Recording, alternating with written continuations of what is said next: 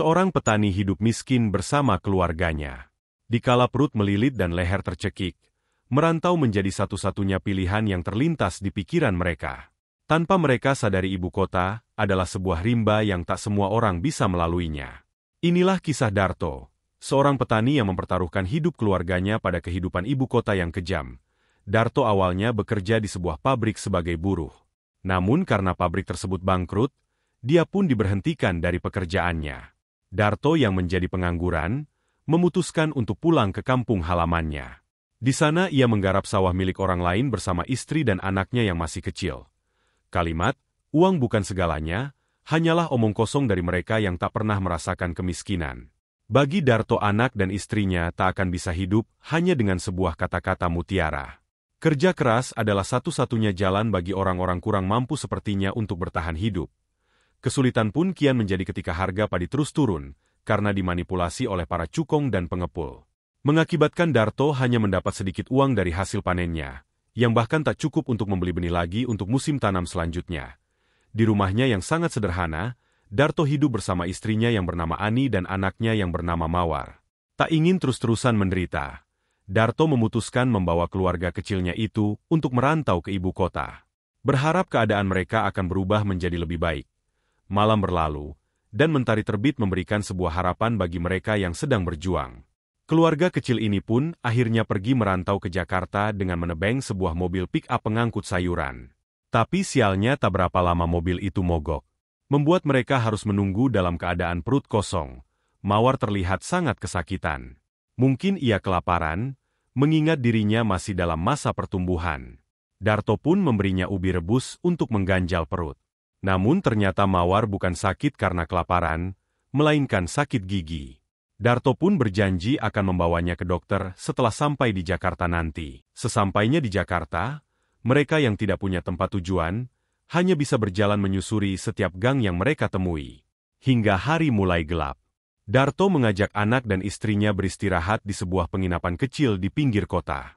Setelah makan malam seadanya, keluarga kecil ini akhirnya bisa tidur dengan nyenyak. Keesokan harinya, mereka kembali menyusuri jalanan ibu kota yang penuh dengan polusi itu. Berharap menemukan pekerjaan untuk Darto dan Ani. Setelah berjalan cukup lama, mereka akhirnya menemukan sebuah tempat yang tengah membuka lowongan kerja. Di tempat itu sayangnya Darto belum beruntung, karena posisi yang dibutuhkan tak sesuai dengan keahliannya. Mereka hanya mencari pekerja yang berpengalaman di bidang digital. Sangat bertolak belakang dengan Darto yang tidak terlalu paham teknologi.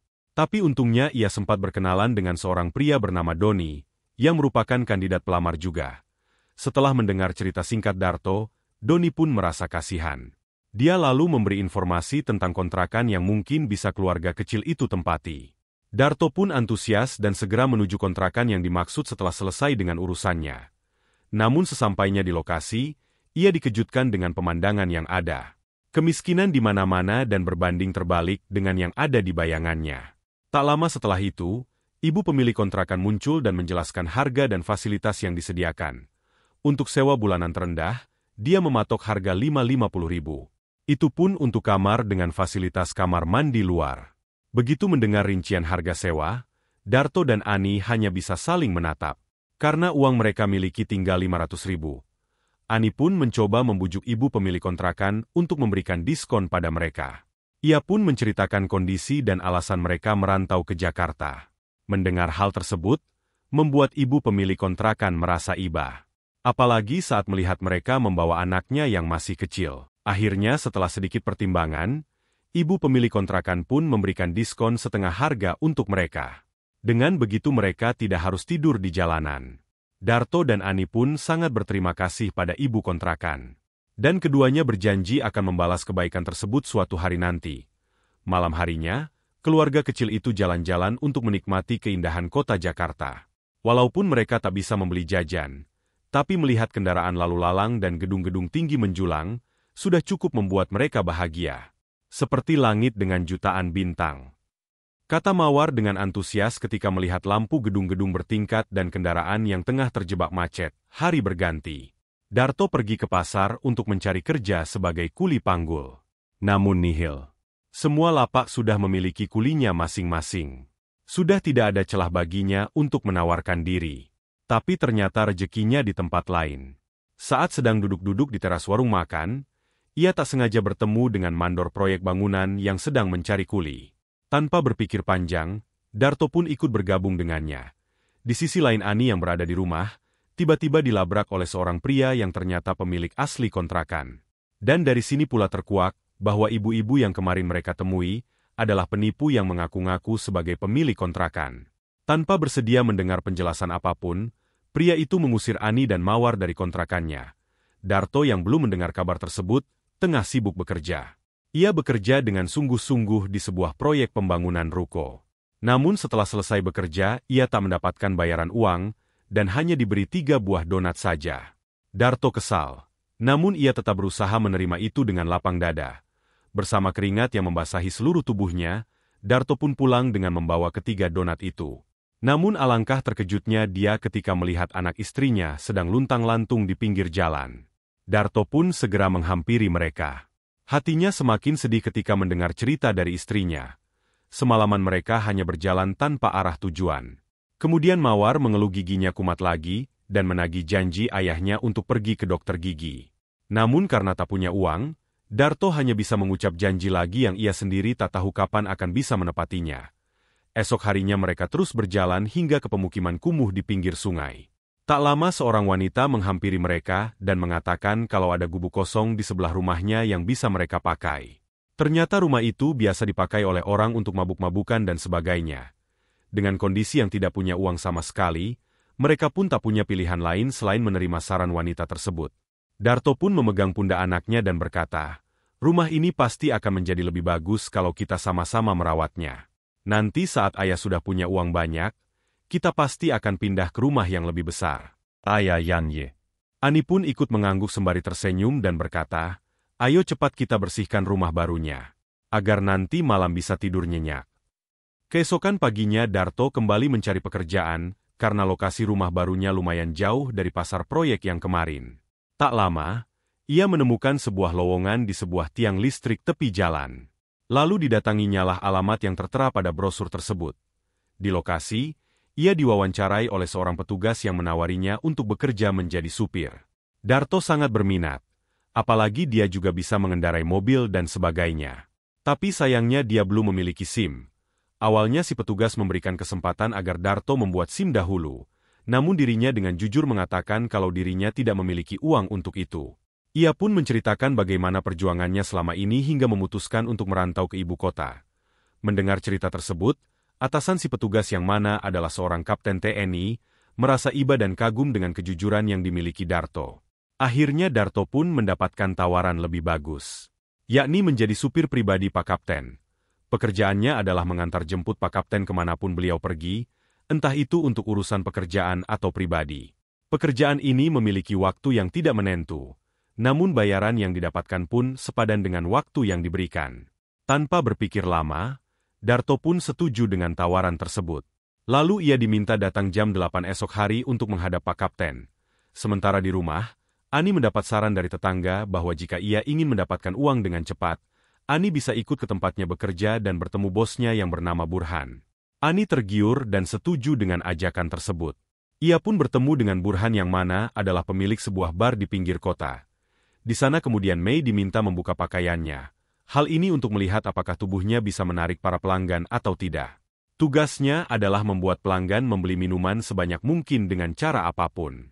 Nantinya dia akan dibayar per hari sesuai dengan jumlah minuman yang terjual ke pelanggan singkat waktu. Malamnya, Ani meminta izin pada Darto untuk bekerja di bar, agar mereka bisa membeli makan esok hari. Ia berjanji akan selalu menjaga dirinya di dalam sana. Bahkan ia membawa sebuah pisau kecil untuk dijadikan pegangan jika ada hal buruk yang terjadi. Darto pun setuju dengan harapan mereka bisa segera keluar dari lingkaran kemiskinan ini. Keesokan harinya, Darto berangkat untuk bertemu dengan Pak Kapten. Melihat pakaian Darto yang kucel, membuat Pak Kapten kasihan dan memberinya kemeja baru. Pekerjaannya kali ini adalah mengantarkan Pak Kapten ke salah satu pabriknya. Pak Kapten menjelaskan bahwa hidup itu penuh dengan peluang. Dan hanya orang-orang yang paham saja yang bisa memanfaatkan peluang tersebut. Darto pun hanya bisa mengangguk tanda ia mengerti. Selesai bekerja, Darto diajak Pak Kapten untuk makan malam bersama koleganya. Di sana, ia hanya bisa memandangi semua makanan mewah yang tersaji di atas meja.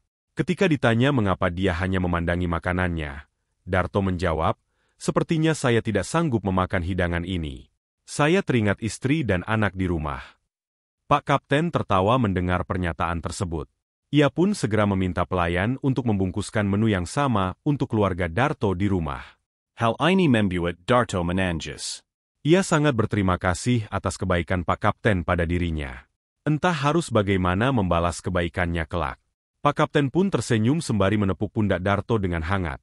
Selesai makan malam, Pak Kapten mengajak tamunya untuk minum-minum sejenak. Darto yang tidak biasa minum minuman beralkohol, berniat untuk beranjak dan menunggu di mobil. Namun Pak Kapten memaksanya untuk tetap bergabung di meja makan. Awalnya Darto memang ragu-ragu, namun lambat laun ia jadi terbiasa dan mulai mabuk.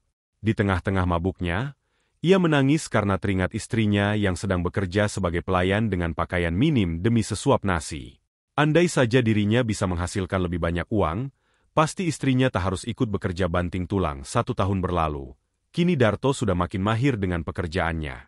Bonus-bonus yang ia dapatkan pun sudah bisa untuk menabung. Sesekali ia pernah meminta istrinya untuk berhenti bekerja. Namun Ani menolak dengan alasan sebentar lagi Mawar harus mendaftar sekolah, dan biaya yang mereka butuhkan pasti semakin besar. Dan masalah ini pun menjadi besar seiring berjalannya waktu. Pernah suatu pagi, pertengkaran hebat terjadi. Ani yang kala itu tengah mengalami masalah di bar, makin tersulut emosinya ketika mendapati Darto pulang kerja dalam keadaan mabuk berat. Berkali-kali Ani bertanya apa yang terjadi, namun Darto tetap bungkam. Dan begitu membuka suara, cacianlah yang keluar dari mulut berbau alkohol itu. Darto memarahi istrinya karena masih bekerja di bar. Ia berkata bahwa sebenarnya selama ini dirinya tak pernah setuju dengan pekerjaan tersebut. Namun karena kondisi keluarga yang sangat miskin, dia terpaksa mengizinkan Ani bekerja. Tapi sekarang keadaan mulai membaik. Jadi dia ingin Ani berhenti bekerja dan fokus mengurus Mawar. Sebenarnya Ani tidak masalah dengan keputusan itu. Namun kata-kata Darto yang kasar membuatnya tersinggung. Apalagi saat Darto bertanya, "Sudah berapa laki-laki yang kamu rayu selama bekerja di bar itu?" Sebuah kalimat yang membuat harga diri Ani terluka. Bisa-bisanya kalimat busuk itu keluar dari mulut suaminya sendiri. Alhasil pertengkaran besar-besaran pun terjadi, sementara di kamar, Mawar yang mendengar kedua orang tuanya bertengkar, hanya bisa menangis sambil memeluk bantal Doraemonnya. Ini memang bukan pertama kalinya orang tuanya bertengkar karena masalah pekerjaan. Tapi kali ini memang yang terhebat. Dan pertengkaran itu berakhir dengan Darto yang pergi dari rumah. Di luar rumah, Darto mendatangi Pak Kapten untuk menenangkan diri. Melihat supirnya terlihat murung, beliau bertanya keadaannya. Darto pun bercerita kalau dirinya belakangan ini jadi sering bertengkar dengan istrinya. Ia tidak tahu bagian mana yang salah. Apa susahnya bagi seorang istri berhenti bekerja? Apalagi pekerjaannya dinilai kurang baik. Pak Kapten mencoba memahami keadaannya. Dia kemudian mengajak Darto ke pemancingan pribadinya. Di sana Pak Kapten bercerita tentang bahtera rumah tangganya bersama mantan istrinya. Yang mana dulunya mereka hidup dalam kesederhanaan dan keharmonisan. Namun semuanya menjadi kacau semenjak dia naik jabatan dan semakin sibuk. Awalnya ia tak menyadari letak kesalahannya di mana. Namun seiring bertambahnya usia, dia jadi sadar bahwa sikapnya selama ini yang membuat mantan istrinya muak. Ia jadi jarang berada di rumah. Sekalinya pulang ke rumah, pasti dalam keadaan mabuk. Bahkan momen penting yang seharusnya dirayakan bersama keluarga, ia lewatkan begitu saja. Dia hanya sibuk dengan dunia barunya. Dunia penuh harta dan tahta. Padahal hal paling berharga adalah keluarga. Sempat ia berniat untuk kembali pada wanita itu. Namun terlambat. Karena dirinya terlambat menyadari kesalahannya. Nasi sudah menjadi bubur. Kini mantan istrinya sudah bahagia dengan keluarga barunya. Bahkan putri satu-satunya pun lebih memilih tinggal bersama ibunya. Mendengar cerita tersebut, membuat Darto termenung. Teringat semua sikap buruk yang telah ia lakukan pada Ani. Dirinya jadi terlalu terlena pada dunia yang kian fana. Ia lupa pada prinsip dan tujuannya merantau. Jelas sekali mengapa selama ini Ani selalu marah ketika diminta berhenti dari pekerjaannya. Ternyata caranya lah yang salah. Sebelum menyuruh Darto pulang, Pak Kapten berpesan padanya, "Coba kamu renungkan lagi. Apa yang sebenarnya terjadi? Kamu masih punya kesempatan. Jangan sampai hari tuamu penuh penyesalan seperti saya. Kemudian Darto diminta pulang untuk menyelesaikan masalahnya dengan Ani. Ia pun menurutinya. Dan selama perjalanan pulang, otak dan hatinya bergejolak. Memilah mana yang benar dan mana yang salah. Menelaah mana yang harus dilakukan dan mana yang harus ia abaikan. Sesampainya di rumah, rupanya Ani baru pulang kerja. Darto menghampirinya dan mencoba untuk berbaikan. Ani yang terlihat masih kesal, melenggang pergi ke kamar Mawar. Darto tetap sabar, mengingat bahwa dialah yang salah. Ia pun mengetuk pintu kamar Mawar dan memanggil istrinya dengan lembut. Tapi Ani tidak bergeming. Ia tetap tidak mau keluar. Hingga saat Mawar pulang dari bermain dan melihat ayahnya sedang berdiri di depan kamarnya. Ayah sedang apa di depan kamar Mawar? Tanyanya. Darto pun terkejut. Namun sebuah ide muncul di kepalanya. Oh Mawar, putri kesayangan ayah sudah pulang rupanya. Ayah sedang membujuk ibu keluar. Soalnya ayah mau mengajak kalian jalan-jalan. Ujar Darto dengan sikap kebapakannya. Yang benar ya? Kita mau jalan-jalan? Asayak. Mawar pun girang mendengarnya. Ia langsung berlari dan menggedor-gedor pintu kamarnya. Bu. Bu. Ayo keluar. Ayah mau mengajak kita jalan-jalan. Yeay. Soraknya kegirangan, tak bisa mengacuhkan anaknya lama-lama. Akhirnya Ani pun keluar. Namun sorot matanya masih saja penuh amarah ketika melintas dan bertatapan dengan suaminya. Ia pun berniat mandi karena merasa sangat penat. Namun sebelum itu, Darto berhasil menahannya dan membawanya duduk berdua untuk mengobrol di ruang tamu. Pria itu meminta maaf dengan tulus dan menjelaskan bahwa sebenarnya dia tak pernah berniat buruk padanya. Bahkan untuk menebus kesalahannya, Darto berniat membeli rumah baru untuk mereka tempati ke depannya. Mendengar hal tersebut, tentu saja membuat Ani luluh. Ia pun mencoba berdamai dengan perasaannya dan memaafkan suaminya. Seminggu kemudian, mereka memutuskan untuk pindah rumah. Rumah sederhana namun penuh makna. Letaknya tak jauh dari rumah Pak Kapten. Rumah itu akan mereka isi dengan kehangatan dan menjadi tempat untuk pulang. Ani pun akhirnya memutuskan berhenti kerja di bar dan memilih untuk fokus mengurus anak dan rumah tangga. Sementara Darto berjanji tidak akan mabuk lagi dan selalu ingat pada prinsip hidupnya. Dari kisah ini kita belajar bahwa terkadang manusia dibutakan oleh segala macam kenikmatan duniawi. Bahkan sampai melupakan apa yang selama ini menjadi prinsip hidupnya. Yang mana pada akhirnya hanya penyesalanlah yang kian menghantui. Berambisi boleh, bekerja keras wajib. Namun alangkah lebih baiknya jika hal tersebut diimbangi dengan rasa syukur dan mawas diri. Agar kedepannya jiwa kita tidak dikuasai oleh rasa tamak dan haus akan harta dan tahta. Bagaimanapun keluargalah yang paling utama. Karena keluarga yang sehat akan menciptakan hidup yang sehat. Bagaimana menurut kalian? Tulis pendapat kalian di kolom komentar ya.